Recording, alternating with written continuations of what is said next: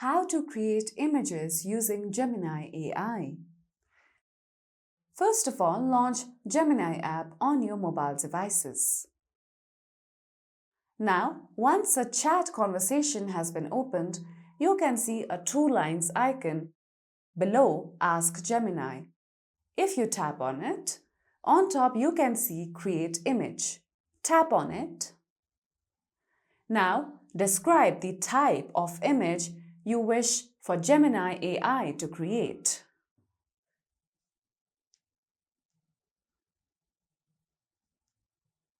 Now, once you have described your image, tap on Send option. Now, let's wait for some time until our image is being created by Gemini AI. Now, with that, you can see that the image has been created.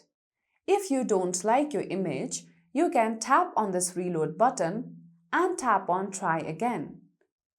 You can also tap on this three-dot icon and copy image, save image, export this image to Docs, draft this image in Gmail, and report any issues with the image. Now, one thing you have to note down is that if you use a better prompt, your image will be generated better from Gemini AI.